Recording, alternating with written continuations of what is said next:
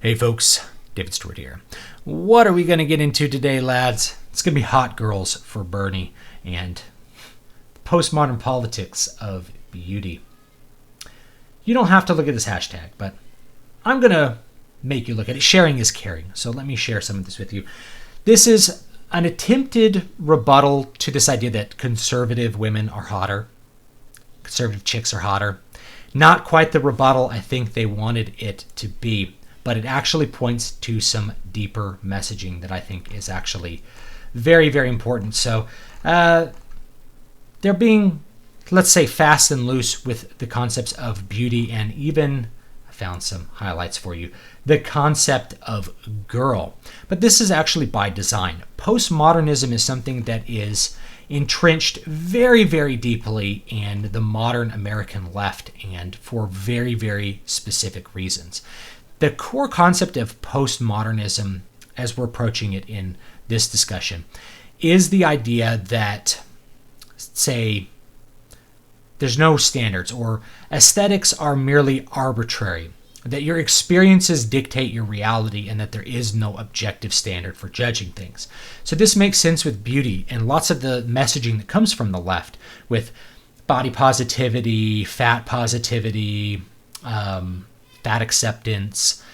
Maybe, and I don't see too much ugly acceptance, but this maybe is an example of that as well. The reason that you have that stuff is because they don't like the definition of words meaning things. So if you have a category called beauty, that means some people fit into this category of beautiful person. Other people do not fit into the category of beautiful person.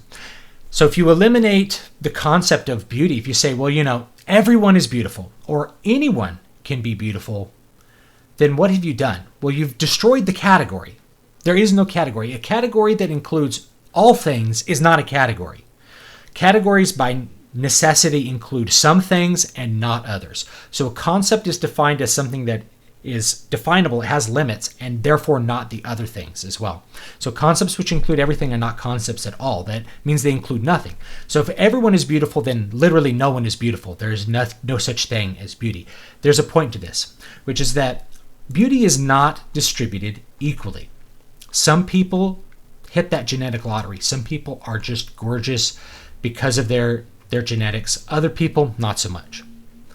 This is the reality of life. But if you can convince people that anyone can be beautiful, that your perceptions of beauty, of someone being beautiful, are merely subjective, and they can be reprogrammed or retrained so that you can view something else or someone else as beautiful, or view all people as beauty. Can you see the beauty in all people? Then we've actually eliminated a strong source of inequality. I think this is why this concept in particular fits in with the left, because it's not equal that some people are really beautiful and other people are not beautiful. I think this is definitely the case with women. Beautiful women have a lot of advantages over women who aren't attractive. They get more male attention, and that's just going to create cascading effects through all of their lives and give them a lot of advantages. It is a kind of privilege to be beautiful. And so if you can destroy the concept of beauty in the minds of the people who are looking onto it, then you have actually eliminated a source of inequality. Now, the reason that this doesn't work, and that hot girls for Bernie ends up falling flat on its face, and why conservative women are hotter, is that on the other side of this, the conservative women have an understanding of what beauty is. They know what the definition of beauty really means for them. And so if they are beautiful and they know it, then they're going to put themselves out there as beautiful. If they're not beautiful, they're going to try to do things to improve their beauty, wear makeup, change their hairstyle to complement their facial structure, lose weight if they're overweight, try to, rather than saying, well, you should accept me at any weight, or I could be healthy at any weight, they lose the weight, they make the attempt to do it. And if they are not meeting that standard, then they don't put themselves out to be judged by the beauty standard. They're not out there tweeting, conservative women are beautiful, and they know that they don't meet that standard of beauty.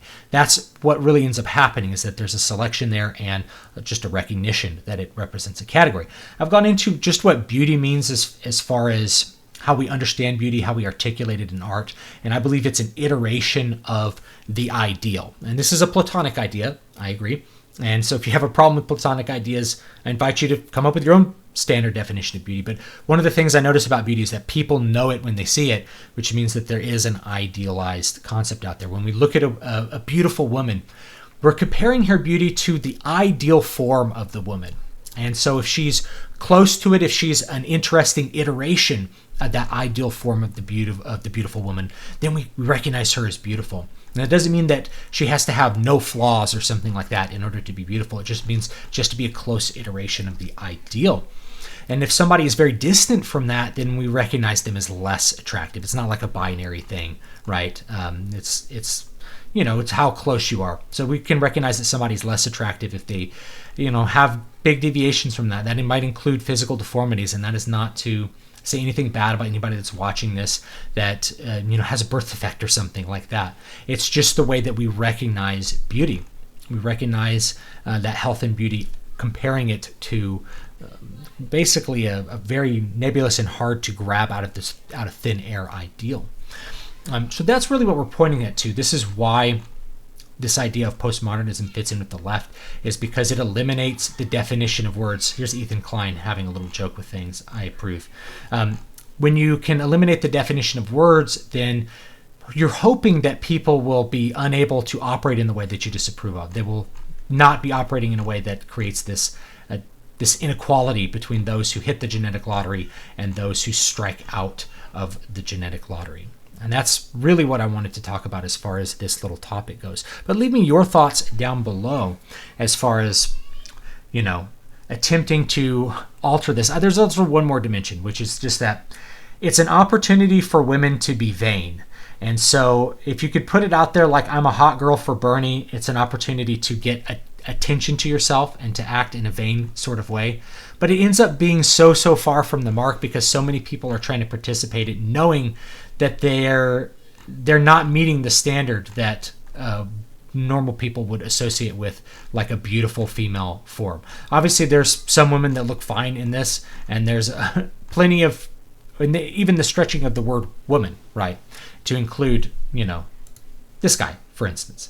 You want to destroy the definition of things to eliminate people's ability to discern the differences between things. That's really what I want to get at there. So thanks so much for watching. Don't forget to like, comment, and subscribe, and I will see you guys next time.